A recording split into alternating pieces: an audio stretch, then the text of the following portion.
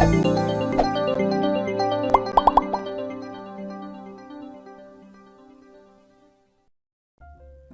datang kembali di mata kuliah pengukuran dan kualitas perangkat lunak. Saat ini kita ada di bab mengenai function point analysis, detail sampel bagian kedua. Bagi yang belum melihat bagian sebelumnya, silakan dicek di playlist. Di bagian pertama, saya menerangkan mengenai function point analysis, detail perhitungannya mulai dari CFP dan RCAF. Dan tabel-tabel yang berkaitan dengan kedua perhitungan tersebut. Sekarang saya lanjutkan lagi dengan contoh. Misalnya saya akan mengukur sistem untuk presensi. Misalnya saya namai attend master gitu ya. A basic employee attendance system that is planned to serve small to medium sized business employing 10 to 100 employees.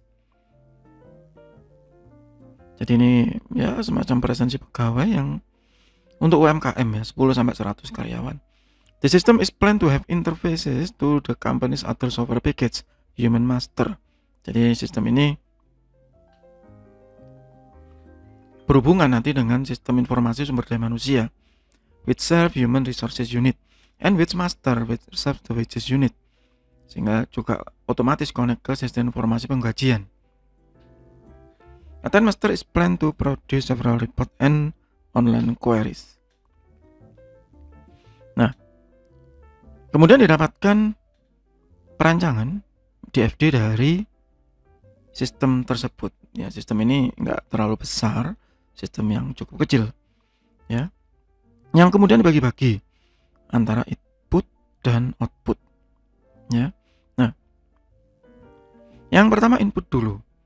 Ada dua jenis, yaitu employee ya berdasarkan attendance clock, check clock ya, absen.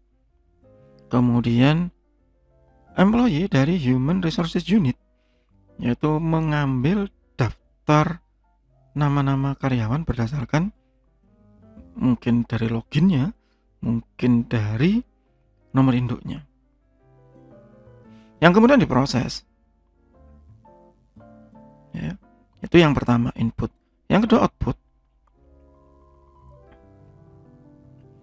Ada attendance warning letter, ya, terlambat misalnya, monthly attendance report, laporan presensi bulanan, dan monthly attendance exception report. Ini untuk ketidakhadiran ya, izin, sakit, atau apapun yang nantinya akan dilaporkan ke divisi sumber daya manusia, Human Resources Unit. Sedangkan yang attendance warning letter itu akan diberikan ke pegawai itu sendiri. Ini loh, sudah telat berapa kali, sudah nuna begitu ya. Kemudian ada employee attendance query, ini untuk query-nya ya. Ada employee attendance query, ada daily attendance query, dan daily attendance exception query. Yang ketiga query ini nanti akan menghasilkan ketiga output yang sebelumnya sudah saya sebutkan. Nah, dari sekian banyak maka mengakses internal logical file, yaitu employee attendance file. Ini berarti tabel transaksi presensi. Apa isinya? Belum ada, ya, atau tidak disebutkan secara detail. Misalnya berupa tanggal, jam, nomor induk karyawan, begitu, yang nanti akan berhubungan dengan employee file.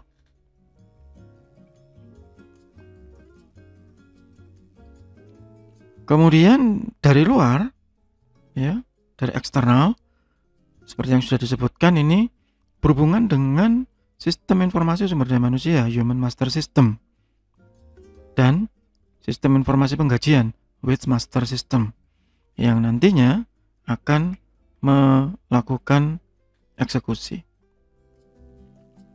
Nah, dari analisis sederhana itu, kan ini hanya satu modul ya, hanya presensi, kita bisa tahu ada 2 user input, 3 user output, 3 online query, 2 logical file, dan 2 external interface.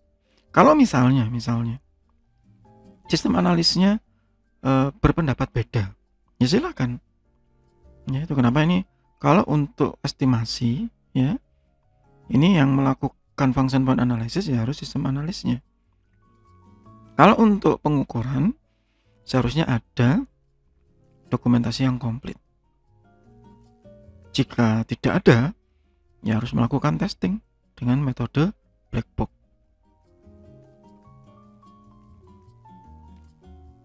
Ya, kita ambil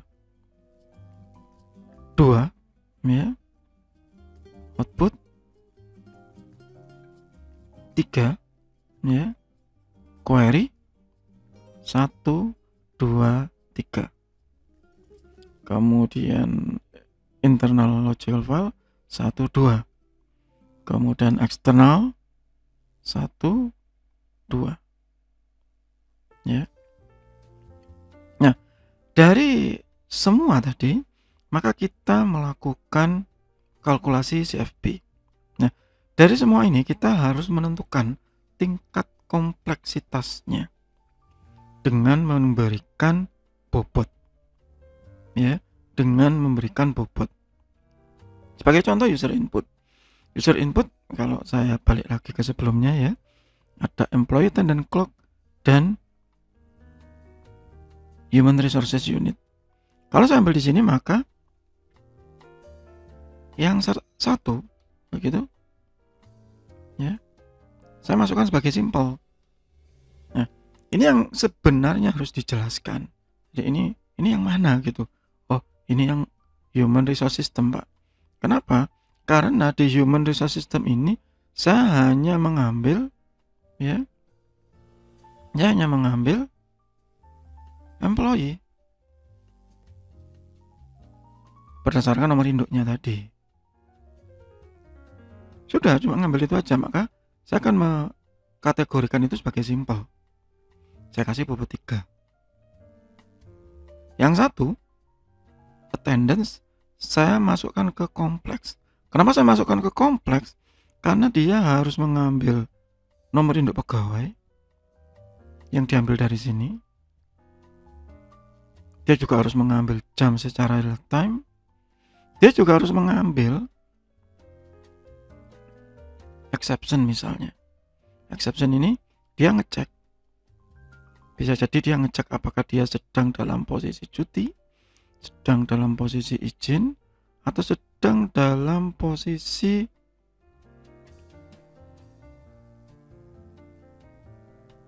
sakit.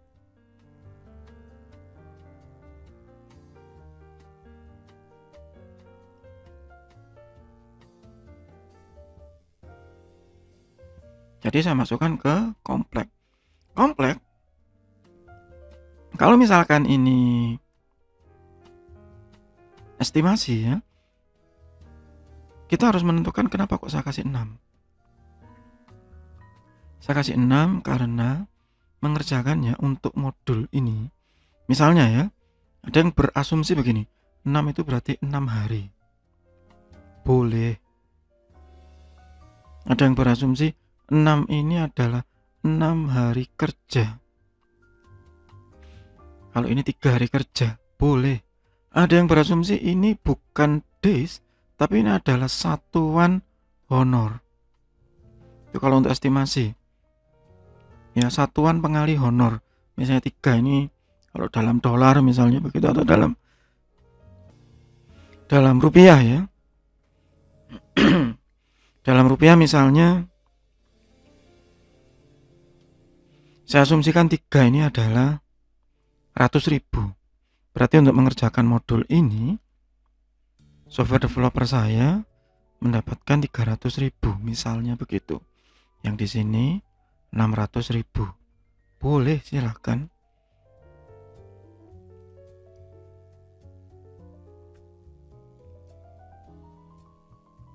Jadi semua ini akan berlangsung sama. Misalnya yang user output. Ini tadi sudah ya. kalau sudah dikalikan ya. Kebetulan yang di input ini tidak ada yang average, langsung ke kompleks. Kemudian yang di output ini ya, saya tidak menganggap untuk mengeluarkan laporan itu simple.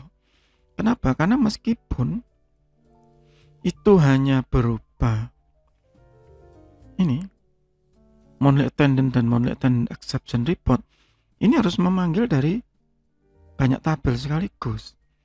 Dari tabel transaksi presensi, tabel pegawai, sekaligus memanggil dari tabel penggajian kalau itu harian.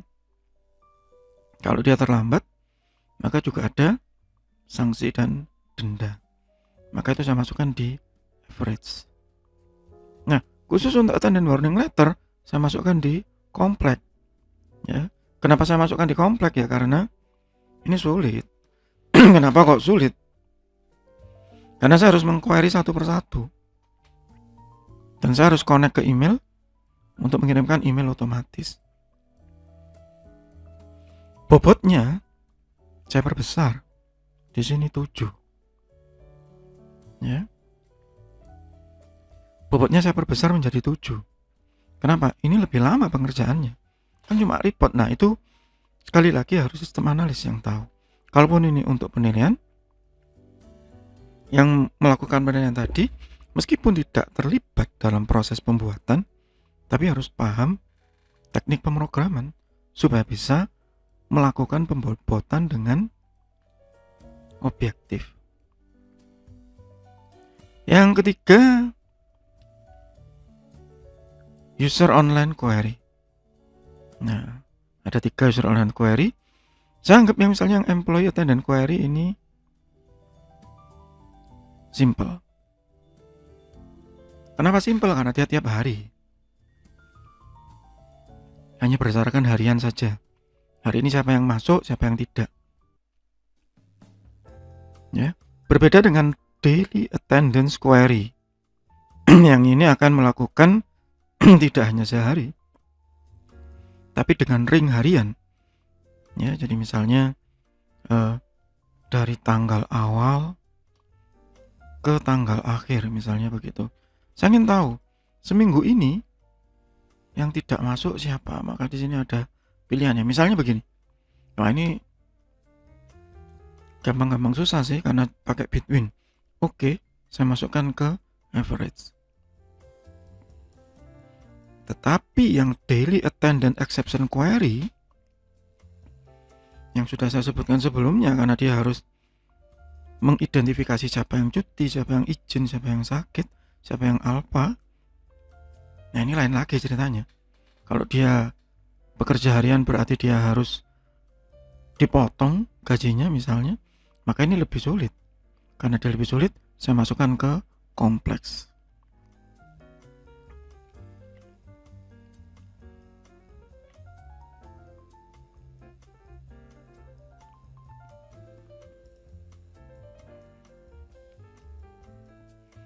Berikutnya adalah logical file. Sekali lagi, file ini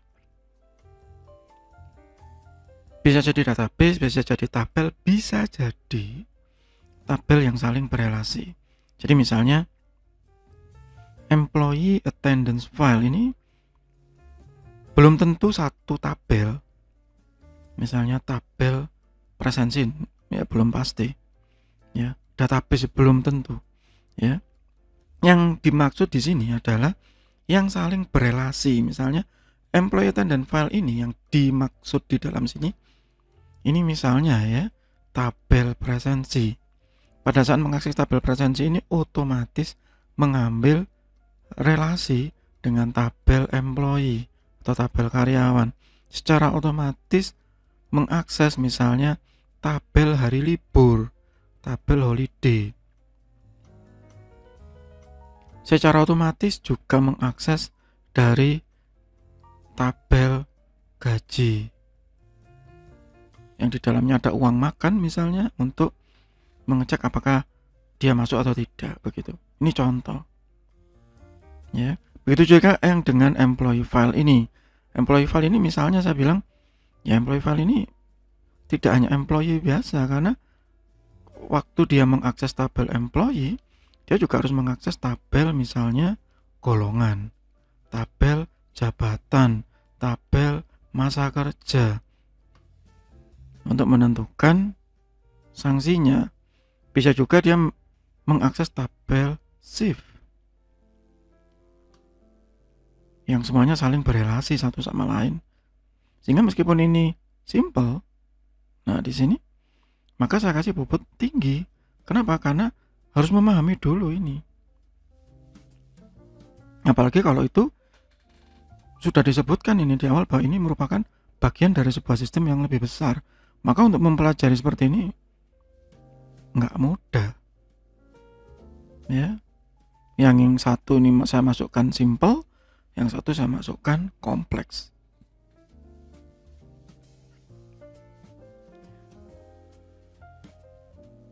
Saya kasih bobot tinggi, iya. Karena mengakses itu, misalnya ini, di setiap tabel tadi sudah ada store prosedurnya, sudah ada triggernya, ya. Maka itu butuh waktu lama untuk memahami, karena kita tidak bisa kemudian tiba-tiba insert gitu saja, nggak bisa, edit begitu saja nggak bisa, ya. Harus memahami dan itu butuh waktu. Makanya ini saya kasih misalnya tinggi, iya tinggi. Apalagi kalau itu untuk estimasi, wah itu jauh lebih rumit. Kenapa? Karena harus merancang ERD terlebih dahulu, ya. Kemudian external interfaces. External interfaces tadi di awal sudah saya sebutkan ada dua, ada berhubungan dengan sistem informasi sumber daya manusia dan sistem informasi pengkajian. Karena dua sistem ini sudah ada duluan, misalkan begitu, dan agak lumayan sulit, ya, agak lumayan sulit untuk mengaksesnya dan tidak boleh merusak yang sudah ada, maka keduanya saya kasih di dalam kategori kompleks. Setelah saya melakukan pembobotan, saya kalikan satu persatu, kemudian saya summarize setiap totalnya menjadi total dengan hitungan 81. Ingat sekali lagi, bobot ini harus konsisten. Jika misalnya untuk estimasi, maka bisa jadi ini hari, bisa jadi ini satuan honorarium untuk software developer, bisa juga satuan tenggat waktu. Itu terserah dari manajer proyeknya masing-masing. Yang pasti kalau untuk kepentingan estimasi, ya, atau perkiraan harga software, maka ini harus dijadikan patokan sebelum memasang harga ke customer. Sedangkan untuk pengukuran, maka kita bisa menentukan tingkat kompleksitas, itu yang pertama, dan fungsi yang terdapat di dalam software tersebut atau perangkat lunak tersebut. Dan ingat, tidak semuanya memiliki hal yang sama. Jadi mungkin tidak memiliki external interface, mungkin banyak, ya. Mungkin tidak memiliki user online query seperti yang saya sebut di awal, mungkin, ya. Tetapi kalau untuk ruang lingkup sistem informasi, maka biasanya ada semua, ya. Itu yang pertama. Nah, berikutnya kemudian kita akan menghitung Relative Complexity Adjustment Factor atau RCAF. Ini akan kita lanjutkan di bagian berikutnya, masih di bab mengenai Function Point Analysis, Detail Sample, masih di mata kuliah pengukuran dan kualitas perangkat lunak. Semoga bermanfaat, tetap sehat, tetap semangat. Terima kasih.